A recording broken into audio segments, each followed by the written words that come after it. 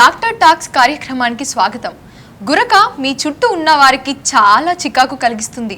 మనం దానిని గుర్తించలేకపోవచ్చు. కానీ గురక ప్రియమైన వ్యక్తి, పిల్లలు, స్నేహితుల నిద్ర నాణ్యతకు భంగం కలిగిస్తుంది మరియు అలసట మరియు చికాకుకు దారితీస్తుంది. కానీ ముఖ్యంగా ఇది పేలవమైన ఆరోగ్యానికి సంకేతం మరియు గురకకు స్వయంగా ప్రమాదకరమైనది. అయితే గురక సమస్యలు చిన్న పెద్ద అనే తేడా లేకుండా వస్తూ ఉంటుంది. అసలు గురక సమస్య ఎందుకు వస్తుంది, దానికి ఎలాంటి చికిత్స ఉంటుంది, వీటి గురించి చెప్పడానికి ఈరోజు మనతో పాటు ఉన్నారు consultant ENT head and neck surgeon doctor Sandeep Dachuri గారు మనతో ఉన్నారు. నమస్తే సార్. నమస్తే మేడం. సార్, అసలు గురక అంటే ఏంటి సార్?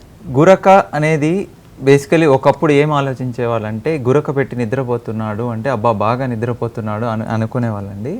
గురక అనేది మన ఎయిర్ ప్యాసేజెస్ అంటే మన ముక్కు గొంతులో గాలి వెళ్తున్నప్పుడు అక్కడున్న సాఫ్ట్ టిష్యూస్ వైబ్రేట్ అవ్వటం వల్ల వచ్చే శబ్దం అండి గురక. అంటే మన చిన్ననాలిక కానీ ప్యాలెట్ అంటాము, చిన్ననాలిక పక్కన ఉన్న సాఫ్ట్ టిష్యూస్ కానీ ఇవి వైబ్రేట్ అవ్వటం వల్ల, గాలి పోయేటప్పుడు వైబ్రేట్ అవ్వటం వల్ల వచ్చే సౌండ్ని గురక అంటామండి. ఓకే సార్, అదేవిధంగా ఇది చిన్న పెద్ద అనే తేడా లేకుండానే చాలా మందిలో ఈ ప్రాబ్లం అనేది క్రియేట్ అవుతుంటుంది కదా. సో దానికి చిన్నపిల్లల్లో మోస్ట్ కామన్గా ఏంటంటే ఈ టాన్సిల్స్ అనేటివి, అడినాయిడ్స్ అనేటివి ఒక ఏజ్ నుంచి పెరుగుతూ వస్తాయి. అంటే 3 ఏళ్ళు 2 ఏళ్ళ వయసు పిల్లల నుంచి 6 ఏళ్ళు వచ్చేసరికి బాగా పెద్దగా అవుతాయి అడినాయిడ్స్, టాన్సిల్స్. ఇవి పెద్దవై మళ్ళీ 7 ఏళ్ళు 8 ఏళ్ళు వచ్చాక నిదానంగా వాటి సైజ్ తగ్గుతూ వెళ్తుంది. 12 ఏళ్ళు వచ్చేసరికి యూజువల్లీ అడినాయిడ్స్, టాన్సిల్స్ చిన్నవి అవుతాయి. సో ఇవి మరీ పెద్దగా ఉన్న వయసులో 6 ఏళ్ళు లేదా 5 ఏళ్ల వయసు పిల్లల్లో ఏంటంటే ఇవి గాలి పోవటానికి అడ్డుపడుతుంటాయి అడినాయిడ్స్, టాన్సిల్స్ అనేవి. సో పిల్లల్లో మోస్ట్ కామన్గా ఈ అడినాయిడ్స్, టాన్సిల్స్ పెద్దగా ఉండటం వల్ల గురక వస్తుంది. వేరాజ్ పెద్దవాళ్ళల్లో ఎస్పెషలీ మగవాళ్ళల్లో ఈ వయస్సు పెరిగే కొద్దీ మజిల్ టోన్ అంటాం, ఈ మజిల్ టోన్ తగ్గిపోయి మజిల్స్ కొంచెం లూజ్ అవ్వటం వల్ల ప్లస్ ఊబకాయం అంటే ఒబెసిటీ వల్ల ఫ్యాట్ డిపాజిషన్ జరిగి మెడలో ఆ సరౌండింగ్ టిష్యూస్లో ఎయిర్వేస్ నేరో అయిపోయి ఈ గురక రావటం అనేది సర్వసాధారణంగా చూస్తుంటాం. వేరాజ్ ఫీమేల్స్లో ఒబెసిటీ అంటే ఊబకాయం ఉన్న వాళ్ళలో గురక ఉంటుంది, లేదా పోస్ట్ మెనోపాజల్ ఒక వయసు అయిపోయిన 50 ఏళ్ళు పైబడిన లేడీస్లో కూడా ఈ గురక అనేది సాధారణంగా చూస్తుంటాం. ఓకే సార్, అదేవిధంగా ఓఎస్ఏ అనగానేమి సార్? ఓఎస్ఏ అంటే అబ్స్ట్రక్టివ్ స్లీప్ యాప్నియా అంటాము. ఇందులో పేషెంట్కి గురకతో పాటి నిద్రలో మధ్య మధ్యలో ఊపిరి తీసుకోవటం ఆగిపోవటం అనేది ఉంటుంది. నిద్ర లేవంగానే ఫ్రెష్గా అనిపించదు and excessive day time sleepiness అంటాం మెడికల్ టర్మ్స్లో. అంటే పగలు ఎక్కడ కూర్చుంటే అక్కడ నిద్రపోతుంటారు, మీటింగుల్లో నిద్రపోవటము, డ్రైవింగ్ చేస్తూ నిద్రపోవడం, ఇవన్నీ సిమ్టమ్స్ ఉంటాయి. సో దీనిని అబ్స్ట్రక్టివ్ స్లీప్ యాప్నియా సిండ్రోమ్ అంటాము. ఈ simple snoring, obstructive sleep apnoea syndrome అనేది ఒక స్పెక్ట్రమ్ అనుకోవచ్చు. అంటే ఒక రెయిన్బో అనుకుంటే రెయిన్బోలో వేరు వేరు కలర్స్ ఉన్నలాగా ఈ స్పెక్ట్రంలో సింపుల్ స్నోరింగ్ అనేది ఒక ఎండ్లో ఉంటే ఈ అబ్స్ట్రక్టివ్ స్లీప్ యాప్నియా అనేది ఇంకొక ఎండ్లో ఉంటుంది. ఈ అబ్స్ట్రక్టివ్ స్లీప్ యాప్నియాలో మళ్ళీ మైల్డ్, మోడరేట్, సివియర్ అని క్లాసిఫై చేస్తాము. So simple snoring, obstructive sleep apnoea అనేవి ఒక స్పెక్ట్రంలోనే రెండు వైపులా ఉన్నది. ఓకే సార్, అదేవిధంగా ఇప్పుడు పిల్లలు, పెద్దలలో స్లీప్ యాప్నియా వాటి యొక్క లక్షణాలు ఏమిటి? పిల్లల్లో ఎస్పెషలీ స్లీప్ యాప్నియా ఉంది అంటే పిల్లలు బేసిక్గా గురక పెట్టకూడదండి. పిల్లలు గురక పెడుతున్నారు అంటేనే ప్రాబ్లం ఉంది అనేది, ఎయిర్వేలో ఏదో అబ్స్ట్రక్షన్ ఉంది, వాళ్ళకి అడినాయిడ్సో, టాన్సిల్సో లేకపోతే ఇంకో ప్రాబ్లమో దానివల్ల గురక పెడుతున్నారు అనేది ఒకటి. వాళ్ళకి స్కూల్లో పర్ఫార్మెన్స్ తగ్గిపోతుంది, డిస్టర్బ్డ్ స్లీప్ ఉంటుంది. ఒక చోట పడుకోబెట్టిన బిడ్డ ఒక చోట ఉండడు, కదులుతూ ఉంటాడు బెడ్లో, పూర్తిగా నైట్ బాగా పడుకోరు. కొన్ని విచిత్రమైన పొజిషన్స్లో పడుకుంటారు. కొంతమంది పిల్లలు తల బాగా ఎక్స్టెండ్ చేసి వాళ్ళకి ఏ కంఫర్టబుల్ పొజిషన్లో గాలి ఆడుతుందో ఆ కంఫర్టబుల్ పొజిషన్లో మాత్రం పడుకుంటారు. మామూలుగా 3 ఏళ్ళకి 4 ఏళ్ళకి బెడ్ వెట్టింగ్ అంటే నిద్రలో మూత్రం పోయటం అనేది తగ్గిపోవాలి. ఆ క్రమశిక్షణ రాదు. వీళ్ళు 6 ఏళ్ళైనా 7 ఏళ్ళైనా ఈ గురక పెట్టే పిల్లలు బెడ్ వెట్టింగ్ చేస్తూ ఉంటారు, స్కూల్లో పర్ఫార్మెన్స్ తగ్గుతుంది, పళ్ళు క్రౌడెడ్గా వస్తాయి వీళ్ళకి, పాల పళ్ళు ఊడిపోయి పర్మనెంట్ టీత్ రావటం అనేది, నోరు తెరుచుకొని నిద్రపోతారు కదండి, దానివల్ల హై ఆర్చ్డ్ ప్యాలెట్ అంటాం. అంటే ఈ నాలుగు ఎక్కడపై రెస్ట్ అవుతుందో ఆ ప్లేస్ నోరు తెరుచుకొని నిద్రపోవటం వల్ల బాగా హై అయిపోతుంది. ఇలా ఉండాల్సిన ప్యాలెట్ ఇలా హై అయిపోతుంది, పళ్ళన్నీ క్రౌడెడ్గా వస్తాయి, ఒక పండు మీద ఇంకొక పండు రావటము ఇలాంటివి ఉంటాయి. సో ఓవరాల్గా వాళ్ళ కాగ్నిషన్ అంటే వాళ్ళ ఇంటెలిజెన్స్ ఇవన్నీ కూడా తగ్గిపోయే అవకాశం ఉంటుంది గురక పెట్టే పిల్లలు. వేరేస్ పెద్దవాళ్ళలో పగలుపూట ఎక్కడ పడితే అక్కడ తూగటము, రాత్రి పెద్ద పెద్దగా గురకలు పెట్టడము, పక్కన వాళ్ళకు కూడా డిస్టర్బెన్స్ అవుతుంది దీనివల్ల. నిద్ర లేవంగానే నాకు ఫ్రెష్గా లేదు, ఇంకా కొద్దిసేపు నిద్ర పట్టింటే బాగుండేది అని అనిపించటము, పని మీద ఇంట్రెస్ట్ లేకపోవటము, తర్వాత ఈ షుగర్ వ్యాధి రావటము. వీళ్ళలో ఏంటంటే ఇన్సులిన్ రెసిస్టెన్స్ అనేది బాగా పెరిగిపోయి ఈ ఊబకాయం ఉండి గురక పెడుతున్న వాళ్ళలో షుగర్ జబ్బు రావటము, బీపీ రావటము, తర్వాత హార్ట్ ప్రాబ్లమ్స్ రావటము. చిన్న వయసులోనే హార్ట్ ప్రాబ్లమ్స్ రావడానికి one of the most common cause ఈ గురకలు పెట్టడము, obstructive sleep apnoea. Okay sir, అదేవిధంగా గురకకి ఊబకాయానికి ఏమైనా సంబంధం ఉందా సార్? డెఫినెట్లీ అండి. ఈ ఒబెసిటీ ఆర్ ఊబకాయము అనేది one of the most common cause for గురక అండి. ఈ ఒబెసిటీ ఉన్న వాళ్ళలో 70% మందికి ఈ అబ్స్ట్రక్టివ్ స్లీప్ యాప్నియా ఉంటుంది. సో చాలా ఒబెసిటీ పెరిగే కొద్దీ ఈ స్నోరింగ్ అనేది పెరిగే అవకాశం అయితే డెఫినెట్గా ఉంటుంది. అండ్ ఇంకొక విషయం ఏంటంటే అడల్ట్ మగవాళ్ళల్లో పెద్దవాళ్ళల్లో ఆల్మోస్ట్ 40% గురక పెడతారండి. ఆడవాళ్ళలో అయితే 20% దాకా లేడీస్ గురక పెడతారు అడల్ట్స్లో. పిల్లల్లో 10% పిల్లలు గురక పెడతారు అప్రాక్సిమేట్లీ. ఓకే సార్, అదేవిధంగా స్లీప్ యాప్నియాకు ఏదైనా చికిత్స తీసుకోకపోతే కనుక, లేకపోతే ముందు జాగ్రత్తలు అలాంటివి ఏమైనా ఉంటాయా సార్? తీసుకోకపోతే ఏమవుతుంది? ఈ స్లీప్ యాప్నియా ఉందా లేదా అనేది ఫస్ట్ డయాగ్నోస్ చేసుకోవాలండి. గురక పెడుతున్నారు అంటే యూజువలీ వాళ్ళ బెడ్ పార్ట్నర్ బాగా డిస్టర్బ్ అవుతారు, లేదా పేరెంట్స్ వరీ అవుతారు చైల్డ్ గురక పెడుతున్నారు అంటే. డాక్టర్ దగ్గరికి తీసుకొస్తే దానికి తగిన ఎవాల్యుయేషన్ చేయాల్సి ఉంటుంది. స్లీప్ స్టడీ అని ఒకటి, తర్వాత పిల్లల్లో అయితే కొన్ని ఎక్స్రేస్ తీస్తాము, అండ్ మనం క్లినికల్గా ఎగ్జామిన్ చేసినప్పుడు కూడా టాన్సిల్స్ ఏమైనా పెద్దగా ఉన్నాయా. ఇంకొంతమందిలో ఫ్లెక్సిబుల్ స్కోపీ అంటాము, అది పిల్లల్లో కానీ పెద్దల్లో కానీ గురక పెడుతున్నారంటే యూజువల్లీ ఫ్లెక్సిబుల్ స్కోపీ చేస్తే ఏంటంటే అది చిన్న పురుగులాగా ఉంటుంది, చిన్న పాములాగా ఉంటుంది స్కోప్. ఆ స్కోప్ని ముక్కు ద్వారా పంపించి ముక్కు లోపల ఎలా ఉంది, ముక్కు వెనక బాగానే నేజో ఫ్యారింగ్స్ అంటాం, ఆ ప్రాంతంలో ఎలా ఉంది, ఏమైనా అబ్స్ట్రక్షన్స్ ఉన్నాయా, ముక్కు దూలం వంకర ఉందా, ముక్కులో మాంసం ఏమైనా ఉందా, పాలిప్స్ అని ఉంటాయి అలర్జీ ఉన్న వాళ్ళలో, సైనసైటిస్, ఆ పాలిప్స్ ఏమైనా అడ్డుపడుతున్నాయా, లేదా చిన్న నాలుక వెనకలు ఏమైనా ప్రాబ్లం ఉందా, లేదా నాలుక వెనుక భాగంలో ఏమైనా ప్రాబ్లం ఉందా, ఎయిర్వే కింద అంటే ఎపిగ్లాటిస్ అని అలా కొన్ని భాగాలు ఉంటాయి, వాటిల్లో ఏమైనా ప్రాబ్లం ఉందా తరువుగా ఎవాల్యుయేట్ చేయాలి. తర్వాత స్లీప్ స్టడీ అనేది చేస్తే మనకి క్లియర్గా తెలుస్తుంది ఎంత సీరియస్నెస్ ఉంది ఈ అబ్స్ట్రక్టివ్ స్లీప్ యాప్నియా, ఎంత ఇబ్బంది ఉంది అనేది తెలుస్తుంది. ఓకే సార్, దాన్ని బట్టి మనం చికిత్స ప్లాన్ చేయాల్సి ఉంటుంది. చికిత్స యూజువల్లీ పిల్లల్లో గురక ఉంది, అడినాయిడ్స్ టాన్సిల్స్ పెద్దగా ఉన్నాయి అంటే మేము ఆ అడినాయిడ్స్ని టాన్సిల్స్ని తీసేసి ట్రీట్మెంట్ ఇస్తామండి. ఇప్పుడు లేటెస్ట్గా ఇప్పుడు కోబ్లేషన్ అని ఒక టెక్నాలజీ వచ్చింది ఈ అడినాయిడ్స్ టాన్సిల్స్ తీయటానికి. ఇది కొంతమంది బయట మార్కెట్లో లేజరా అని అడుగుతారు, ఇది లేజర్ కాదు, కోబ్లేషన్ అనేది ఇంకా కొత్త టెక్నాలజీ. ఈ లేజర్లో ఏంటంటే చాలా ఎక్కువ ఉష్ణోగ్రత ఉత్పత్తి అవుతుందండి, దాదాపు 400 డిగ్రీల సెంటిగ్రేడ్ వరకు ఉష్ణోగ్రత ఉత్పత్తి అవుతుంది. వెరాజ్ కోబ్లేషన్లో 60 డిగ్రీస్ వరకే ఉత్పత్తి అవుతుంది.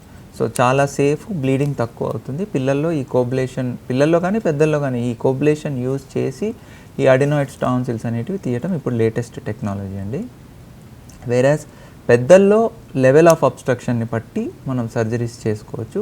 సర్జరీసే కాకుండా మెడికల్ ట్రీట్మెంట్స్ కూడా ఉన్నాయండి. సిప్యాప్ అని అలా మెడికల్ ట్రీట్మెంట్స్ కూడా ఉన్నాయి. ఈ మెడికల్ ట్రీట్మెంట్స్ వాడలేని పక్షంలో, లేదా పేషెంట్ యంగ్స్టరు ఇంకా పెళ్లి చేసుకోవాలి, ఈ సిప్యాప్ మిషన్ వేసుకొని పడుకోవటం కష్టము. సో అలాంటి వాళ్ళలో బాడీ మాస్ ఇండెక్స్ 32 కన్నా, బాడీ మాస్ ఇండెక్స్ అంటే weight in KGs by height in metre square అంటాము, అది 30-32 కన్నా తక్కువ ఉండి గురక ఉంది పేషెంట్కి, పేషెంట్ సర్జరీ కోరుకుంటున్నారు అంటే డెఫినెట్గా సర్జికల్ ఆప్షన్స్ మేము చూస్తామండి. సర్జరీస్లో ఏంటంటే ఎక్కడ అబ్స్ట్రక్షన్ ఉంది అనేది చూస్తాము. ఇందాక నేను చెప్పినట్టు చిన్న స్కోప్ పాస్ చేసి ఏ లెవెల్స్లో అబ్స్ట్రక్షన్ ఉందనేది చూసి, యూజువల్గా సింగిల్ లెవెల్లో ఉండదండి, చాలామందికి మల్టీ లెవెల్ అబ్స్ట్రక్షన్ అనేది చాలా సర్వసాధారణం. సో ఈ మల్టీ లెవెల్ అబ్స్ట్రక్షన్ దాన్ని మనము అడ్రస్ చేయాలి. ఇప్పుడు ముక్కు దూలం వంకర ఉంది, దానికి సెప్టోప్లాస్టీ అని ఒక సర్జరీ చేస్తాం. కానీ మోస్ట్ ఆఫ్ ద సర్జరీస్, ఏ సర్జరీస్లో కూడా ఫేస్ మీద స్కార్స్ కానీ మొహం మీద కట్ చేయటం అంటూ ఉండదు, ఎండోస్కోపిక్గానే చేస్తాము. ముక్కు దూలం వంకర ఉంటే ముక్కు దూలాన్ని స్ట్రైట్ చేయటము, ముక్కులో మాంసం టర్బినేట్స్ అని ఉంటాయండి, ఈ టర్బినేట్స్ మరీ పెద్దగా ఉంటే వాటిని ష్రింక్ చేసి చిన్నవిగా చేయటము, ముక్కు వెనకల ఇందాక చెప్పినట్టు అడినాయిడ్స్ అనేటివి ఉంటే కోబ్లేషన్ యూజ్ చేసి అడినాయిడ్స్ని తీయటము. పెద్ద టాన్సిల్స్ ఉన్నాయి, పెద్ద టాన్సిల్స్ ఉంటే ఇంకా అవి 2 బాల్స్ లాగా అక్కడ అడ్డం ఉంటాయి. సో ఈ టాన్సిల్స్ని తీసేసి, ఈ చిన్న నాలిక బాగా అడ్డుపడుతుంది అనుకోండి, కొలాప్స్ ఉందనుకోండి, ఆ లెవెల్లో మనము దాన్ని స్టిఫెన్ చేయడానికి కొన్ని ప్రొసీజర్స్ ఉన్నాయి. పాతకాలంలో అయితే ఈ చిన్న నాలికని కంప్లీట్గా తీసేసేవాళ్ళు. యువులోపెలటోఫెరింగోప్లాస్టీ అని ఒక సర్జరీ ఉండేది. దాంట్లో ఏంటంటే ఈ చిన్న నాలిక దాని పక్కన ఉన్న సాఫ్ట్ టిష్యూస్ని తీసేసేవాళ్ళు. దాంట్లో సక్సెస్ తక్కువ ఉండేది, 40-50%. కానీ ఇప్పుడు సైన్స్ ఎవాల్వ్ అయ్యే కొద్దీ మనకు చాలా ఆప్షన్స్ వచ్చాయి. ప్యాలెటల్ ఇంప్లాంట్స్ అని, ప్యాలెట్ లోపలికి కెమికల్స్ ఇంజెక్ట్ చేసి దాన్ని స్టిఫెన్ చేయడం అని, ఇలాంటి కొన్ని వచ్చాయి. ఇంకా ఎక్స్పాన్షన్ స్ఫింక్టర్ ఫెరింగోప్లాస్టీ అని, ఇప్పుడు లేటెస్ట్గా బార్బడ్ ఫెరింగోప్లాస్టీ అని ఒక సర్జరీ వచ్చింది.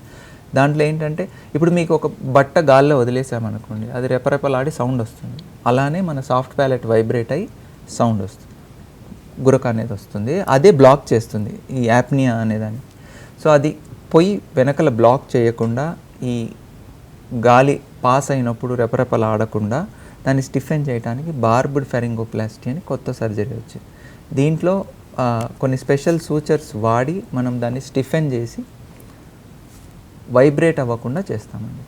సో ఇలా మల్టిపుల్ సర్జరీస్ ఉన్నాయి, మెడికల్ ఆప్షన్స్ కూడా ఉన్నాయి. ఇప్పుడు పేషెంట్కి మార్బిడ్ ఒబెసిటీ ఉందనుకోండి, అంటే 120 కిలోలు 150 కిలోలు అలా ఉంటే we can send them for bariatric surgery also. అది వేరే స్పెషాలిటీకి పంపిస్తాము. వాళ్ళు బేరియాట్రిక్ సర్జరీ చేసి వాళ్ళ స్టమక్ చిన్నది చేయటం కానీ, లేదంటే ఫుడ్ డైవర్షన్ సర్జరీస్ కానీ అలా చేసి వాళ్ళు వెయిట్ తగ్గటానికి హెల్ప్ చేస్తారు. ఒక్కసారి BMI 32 కన్నా తక్కువ ఉంది, స్టిల్ ఈ ప్రాబ్లం పర్సిస్ట్ అవుతుంది అంటే మాత్రం మనం సర్జికల్ ఆప్షన్స్ ఆలోచించవచ్చు. సార్, అదేవిధంగా స్లీప్ యాప్నియా కోసం అందుబాటులో ఉన్న చికిత్స ఎంపికలు ఏమైనా ఉంటాయా సార్? అదే మేడం, నేను ఇందాక చెప్పినట్లు సిప్యాప్ అనేది అంటే ఈ ప్యాప్ థెరపీ అనేది 1980s ఆస్ట్రేలియాలో ఒక సైంటిస్ట్ కనుక్కున్నాడు అండి. ఇది వ్యాక్యూమ్ క్లీనర్కి ఆపోజిట్ అనుకోండి. వ్యాక్యూమ్ క్లీనర్ సక్ చేస్తుంది, ఇది పంప్ చేస్తుంది. ఇందులో ఏంటంటే పేషెంట్ మాస్క్ ధరించి నిద్రపోవాల్సిన పరిస్థితి ఉంటుంది. ఎప్పుడైతే పేషెంట్ గాలి తీసుకోవట్లేదో, ఈ యాప్నిక్ ఎపిసోడ్ అంటే 10 సెకండ్లు గాలి తీసుకోకుండా ఆపేస్తాడు. యాప్నిక్ ఎపిసోడ్ అంటే దాని డెఫినేషన్ అదన, 10 సెకండ్లు పేషెంట్ గాలి తీసుకోడు నిద్రలో. సో ఈ యాప్నిక్ ఎపిసోడ్ ఎప్పుడైతే జరుగుతుందో ఇమీడియట్గా మిషన్ దాన్ని రికగ్నైజ్ చేసి అది వెంటనే గాలిని పంప్ చేస్తుంది. పంప్ చేసినప్పుడు ఎయిర్వే ఓపెన్ అవుతుంది. సో ఈ సిప్యాప్ అనేది ఆ విధంగా పనిచేస్తుంది. దీంట్లో ఇప్పుడు లేటెస్ట్గా ఈ సిప్యాప్ అంటే ఏంటంటే అది కంటిన్యూస్గా పంప్ చేస్తుంటుంది. సో పేషెంట్ కొంచెం ఇరిటబుల్గా ఉంటుంది. ఇప్పుడు లేటెస్ట్గా ఏప్యాప్ అని ఆటో ప్యాప్ మెషిన్స్ వచ్చాయి. ఇవేంటంటే ఓన్లీ ఎప్పుడు పేషెంట్ అయితే గాలి తీసుకోవట్లేదో అప్పుడు మాత్రమే అది పంప్ చేస్తుంది గాలిని. సో ఇలా లేటెస్ట్ టెక్నాలజీస్ వచ్చాయి, బోత్ మెడికల్ ఉన్నాయి, సర్జికల్ ఉన్నాయి. సార్, అదేవిధంగా ఇప్పుడు మీరు చెప్పారు కదా సిప్యాప్ అని చెప్పేసి, అసలు సిప్యాప్ అంటే ఏంటి sir? Continuous positive airway pressure అండి. సిప్యాప్ అంటే కంటిన్యూస్ పాజిటివ్ ఎయిర్వే ప్రెషర్. నేను చెప్పినట్లు ఇది 1982-83 ఆ టైంలో సులివాన్ అనే సైంటిస్ట్ కనుక్కున్నారు. ఇందులో మెయిన్ అండి, ఇది gold standard treatment for sleep apnoea throughout the world. Medical treatment ఇవ్వాలి అంటే పేషెంట్కి నేను ఇందాక చెప్పినట్టు స్లీప్ స్టడీ అనేది ఒకటి చేయాలి. పాలిసోమ్నోగ్రఫీ అంటారు, స్లీప్ స్టడీతో వచ్చే రిపోర్ట్ని. అందులో కొన్ని బెల్ట్లు కట్టేస్తారు. పేషెంట్ హోమ్ స్లీప్ స్టడీస్ కూడా వచ్చాయండి ఇప్పుడు. పేషెంట్ తన ఇంట్లో తన బెడ్ మీదే నిద్రపోతారు. ఏదో ల్యాబ్కి వెళ్ళి పడుకుంటే వాడికి నిద్ర రాదు. సో తన ఇంట్లో తన బెడ్ మీదే పడుకుంటారు. ఈ కంపెనీ వాళ్ళు వచ్చేసి ఒక మెషిన్ని వాళ్ళ చెస్ట్కి కట్టేసి కొన్ని సెన్సర్స్ ముక్కు దగ్గర పెడతారు. పేషెంట్ ఎంతసేపు పడుకుంటున్నాడు, ఎంత బాగా పడుకుంటున్నాడు, గురక ఎంత వస్తుంది, మధ్యలో యాప్నిక్ ఎపిసోడ్స్, హైపాప్నిక్ ఎపిసోడ్స్ ఎన్ని వస్తున్నాయి, సో ఈ ఆక్సిజన్ శాచురేషన్ ఎంత ఉంది, ఈ గురక పెట్టినప్పుడు గాలి తీసుకోకుండా ఉన్నప్పుడు ఆక్సిజన్ శాచురేషన్ ఎంత పడిపోతుంది, ఇవన్నీ మెజర్ చేస్తారు ఈ polysomnography are sleep study, simple terminology చెప్పాలి. దాని తగ్గట్టు ఈ సిప్యాప్ మిషన్ని సెట్ చేసి పేషెంట్కి ఇస్తారనమాట. ఆ మాస్క్ని ధరించి పేషెంట్ పడుకోవాల్సి ఉంటుంది. సో పేషెంట్ ఎప్పుడైతే ఈ గాలి తీసుకోవట్లేదో మిషన్ గుర్తించి పేషెంట్కి ఆ గాలి ఇవ్వటం అనేది జరుగుతుంది. So that they can sleep better. ఈ స్లీప్ యాప్నియాలో ఏం జరుగుతుందంటే స్లీప్ ఫ్రాగ్మెంటేషన్ జరుగుతుందండి. మనకు మామూలుగానే స్లీప్లో స్టేజెస్ ఉంటాయి.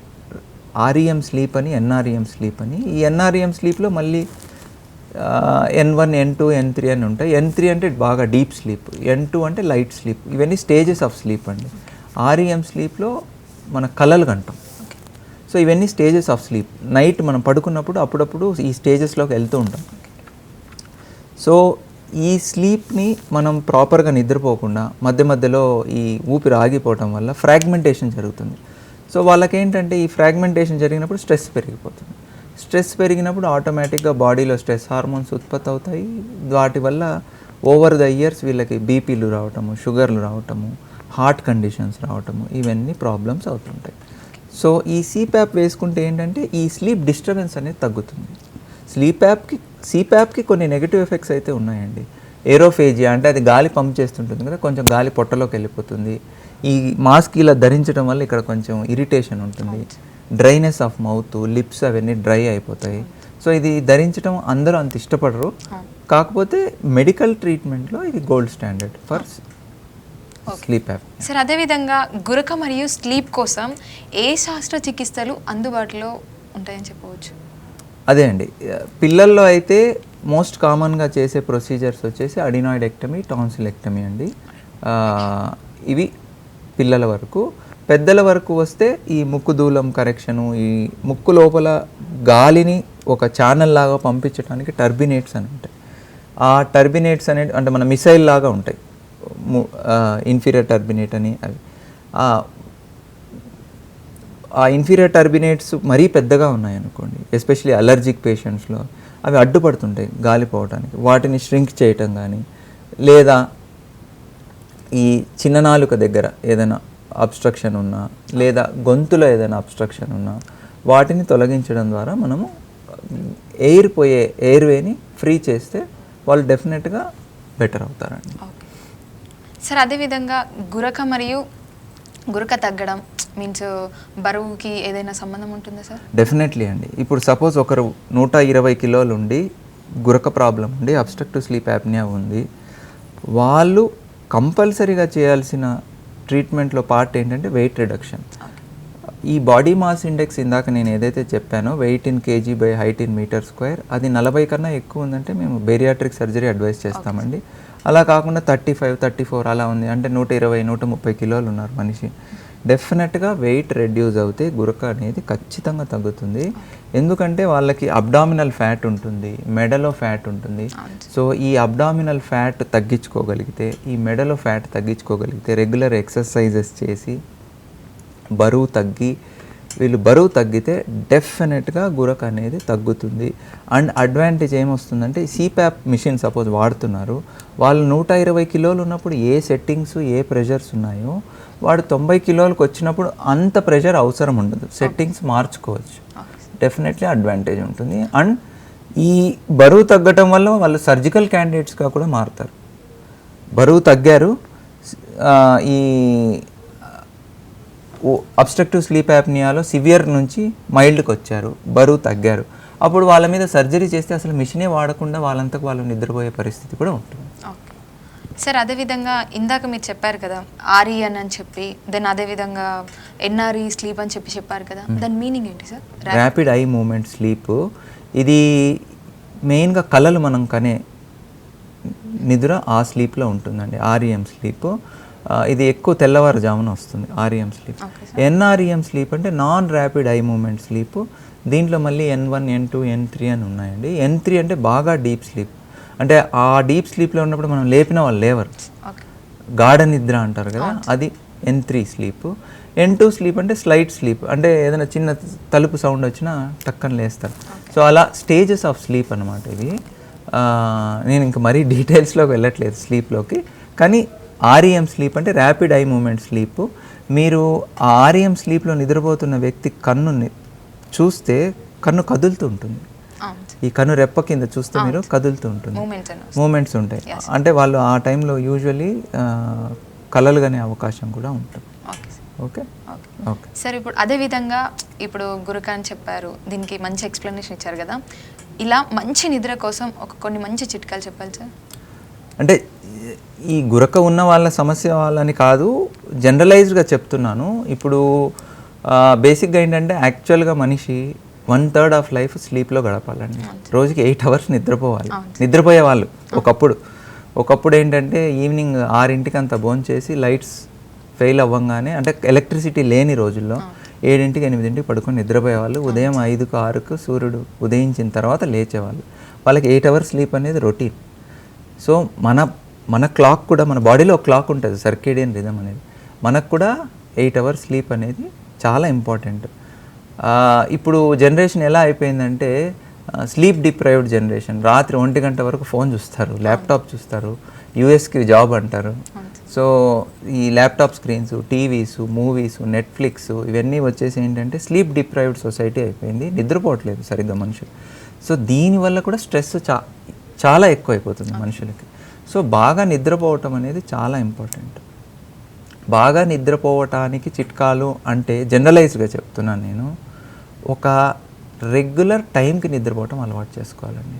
ప్రతిరోజు నిద్ర వచ్చినా రాకపోయినా, ఏ పని ఉన్నా ఏ పని లేకపోయినా 10ంటికి పడుకోవాలి అనుకున్నారనుకోండి, 10ంటికి పడుకోవాలి ఇంట్లో అందరూ, అది అలవాటు చేసుకోవాలి. ఇదేంటంటే బ్రెయిన్లో ఒక సర్కేడియన్ రిథమ్ అని ఉంటుంది. ఆ రిథమ్ 10ంటికి పడుకొని 6ంటికి లేవటం, ఈ రిథమ్ని క్రియేట్ చేసుకోవాలి మనుషులు.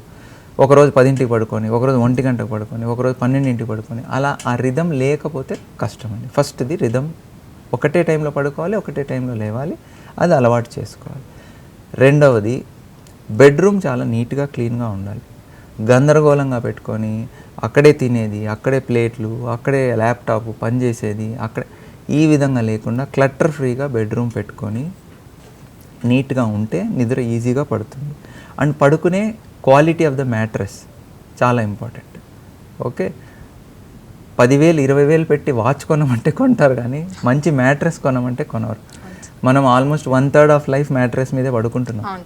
సో డెఫినెట్గా మంచి కంఫర్టబుల్ మ్యాట్రెస్, కంఫర్టబుల్ పిల్లో అనేటివి ఉండాలి. రూమ్ టెంపరేచర్ కూడా చాలా ఇంపార్టెంట్. అంటే మన ఇండియన్ కండిషన్స్లో ఏంటంటే ఎక్స్ట్రీమ్ టెంపరేచర్, సమ్మర్లో మనం చూస్తున్నాం ఇప్పుడు 45, 48 కూడా వెళ్ళిపోతుంది. అంత ఎక్స్ట్రీమ్ హై టెంపరేచర్ ఉంటే నిద్ర రాదు.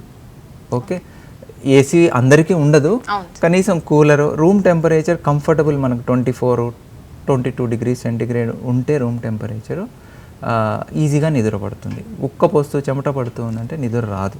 సో ఆ టెంపరేచర్ మెయింటైన్ చేసుకోగలిగిన కండిషన్స్ ఉంటే మనము కొంచెం చల్లటి టెంపరేచర్ ఉంది అంటే ఈజీగా నిద్ర పడుతుంది. అండ్ కెఫీన్ అండి, ఈ స్టిమ్యులెంట్స్ ఉన్నాయి కదా ఏవైతే, కాఫీ, ఆల్కహాల్, స్మోకింగ్, ఈ స్టిమ్యులెంట్స్ని తగ్గించుకోవాలి. ఈవినింగ్ 5 తర్వాత కాఫీలు తాకండి. ఈ కరెక్ట్గా 9ంటికి కాఫీలు తాగే వాళ్ళని చూశాను నేను. ఓకే, సో ఈ కెఫీన్ అంటే విపరీతమైన స్టిమ్యులెంట్, ఇది నిద్ర పట్టనివ్వదు. ఓకే, సో ఈ ఈవినింగ్ కాఫీలు తాగటము ఇవన్నీ తగ్గించుకోవాలి. అండ్ స్మోకింగ్, ఆల్కహాల్ ఎంతవరకు కట్ డౌన్ చేసుకుంటే అంత మంచిది. ఓకే, అండ్ ఇంకోటి ఏంటంటే తినటానికి పడుకోవటానికి మధ్యలో గ్యాప్. మీరు మసాలా బిర్యానీలు, ఏవేవో బయట ఫుడ్లు 9ంటికి తిని 9:30 పడుకున్నారనుకోండి, కాసేపటికి అదంతా గొంతులోకి వస్తుంది, నిద్ర పట్టదు. సో అలా కాకుండా 7ంటికి తినేసి, అంటే మసాలా బిర్యానీలు తినమని నేను ఎంకరేజ్ చేయట్లేదు, కానీ 7ంటికి తిని ఒక 2-3 గంటలు గ్యాప్ ఇచ్చి ఆ తర్వాత 10ంటికి పడుకున్నారనుకోండి, దట్ ఈస్ వెరీ గుడ్ అండి. సో ఇలాంటివి అలవాటు చేసుకొని ఒక రెగ్యులర్ టైంలో పడుకొని స్టిమ్యులెంట్స్ ఏం ఇంకొకటి స్క్రీన్ టైం అండి.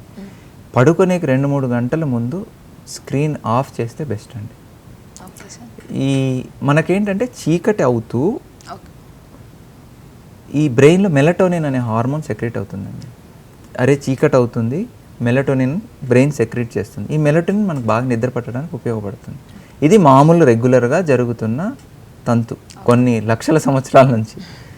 ఇప్పుడు ఈ స్క్రీన్స్ వచ్చేసాయి, లైటింగ్ వచ్చేసింది, ఎలక్ట్రిసిటీ, బ్రైట్ లైట్స్, టీవీలు, మానిటర్సు. సో వీటి వల్ల ఏంటంటే మనము అవి చూస్తూ ఉంటాం కదా, నైట్ పడుకునే ముందు ఫోన్ తీసుకొని కాసేపు రీల్స్ అవి ఇవి చూడటము. వాటి వల్ల ఏంటంటే ఈ మెలటోనిన్ సెక్రెట్ చేయదు బ్రెయిన్. బ్లూ లైట్ ఉంటుంది వాటిల్లో, వాటి వల్ల మెలటోనిన్ సెక్రెట్ అవ్వదు. మెలటోనిన్ సెక్రెట్ అవ్వకపోతే నిద్ర పట్టదు. సో ఈ మనిషి అనేవాడు ఈ స్క్రీన్కి బాగా అలవాటు పడిపోయి సరే నిద్రపోవట్లేదు. సో ఈ స్క్రీన్స్ కూడా పడుకునేకి ఒక 2-3 గంటల ముందు నుంచి అవాయిడ్ చేస్తే బెస్ట్. ఓకే సార్, అదేవిధంగా ఇందాక మనం మాట్లాడుకున్నట్లయితే గురకకి వయసుతో సంబంధం లేదన్నారు కదా, అది ఎంత వయసు మీన్స్? లేదండి, గురకకి వయసుతో సంబంధం ఉంది. పిల్లల్లో చాలా తక్కువ ఉంటుంది గురక. మనకు వయసు పెరిగే కొద్దీ మజిల్ టోన్ అనేది తగ్గిపోతుంది. సో లేడీస్లో బిలో 50 years వాళ్ళకి ప్రొటెక్టివ్ హార్మోన్స్ అన్నీ ఉంటాయి కాబట్టి గురక అనేది తక్కువ ఉంటుంది. ఒక్కసారి వాళ్ళు మెనోపాజ్ దాటిన తర్వాత లేడీస్కి జెంట్స్కి రిస్క్ సేమే ఉంటుంది. వయసు పెరిగే కొద్దీ డెఫినెట్లీ గురకకి పెరిగే ఛాన్స్ అయితే ఉందండి. దీనికి ముందు జాగ్రత్తలు మెయిన్గా ఏవి తీసుకోవచ్చు సార్? వెయిట్ గెయిన్ అవ్వకండి. ఓకే. రెగ్యులర్ ఎక్సర్సైజ్ ఉండాలి. డైలీ ఒక 1/2 hour ఎక్సర్సైజ్ చేయగలిగితే బెస్ట్ అండి. సార్ అదేవిధంగా ఇప్పుడు మనం చెప్పుకున్నట్లయితే గురక అనేది శాశ్వతంగా రాకుండా ఉండాలి అంటే ఏం చెప్తారు సార్? గురక అనేది రాకుండా ఉండాలి అంటే మెయిన్ బరువు పెరగకూడదండి. Okay sir. ఈ మన కంట్రీలో యూత్ చాలామంది ఒబీస్ ఏమి ఉండరు. సో వాళ్ళందరికీ ఇచ్చే సందేశం ఏంటంటే బరువు పెరగకండి. బాడీ మాస్ ఇండెక్స్ అనేది 19 to 22 మధ్యలో మేనేజ్ చేయాలి. ఓకే, 19 to 22 మధ్యలో బాడీ మాస్ ఇండెక్స్ ఉండి రెగ్యులర్గా ఎక్సర్సైజ్ చేయండి అండ్ హెల్తీ డైట్ తీసుకోండి. ఏవైతే ఈ ప్రిజర్వ్డ్ ఫుడ్స్ ఇలాంటివి తినకుండా ఫ్రెష్ వెజిటబుల్స్ కానీ, ఫ్రెష్ ఫ్రూట్స్ కానీ, మిల్క్ కానీ, ఎగ్స్ కానీ ఇలాంటివి తీసుకోవచ్చు. అలా కాకుండా బర్గర్సు, పిజ్జాసు ఇలాంటి వాటికి వెళ్తే ఊబకాయం వచ్చే అవకాశం, బరువు పెరిగే అవకాశము. సో దాని సైడ్ ఎఫెక్ట్స్ అవన్నీ ఉంటాయి. And regular exercise daily morning ఒక 1/2 hour, ఈవినింగ్ ఒక 1/2 hour వాకింగో లేదంటే ఏదైనా గేమ్ స్పోర్ట్స్ చేయండి. ప్లస్ స్ట్రెస్ తగ్గించుకొని టైం టు టైం నిద్రపోవటము ఇవన్నీ చేస్తే డెఫినెట్లీ ఈ గురక అనే సమస్య రాదండి. Okay sir, thank you sir, thank you so much sir. ఈరోజు గురక గురించి అదేవిధంగా వాటికి ఉపయోగపడే చికిత్స కావచ్చు చాలా చక్కగా వివరంగా చెప్పారు sir. Thank you so much sir. Thank you అండి. చూసారు కదండి, ఇదండి ఇవాల్టి ఎపిసోడ్. మరొక ఎపిసోడ్లో మళ్ళీ కలుద్దామండి. అంతవరకు చూస్తూనే ఉండండి సివిఆర్ హెల్త్.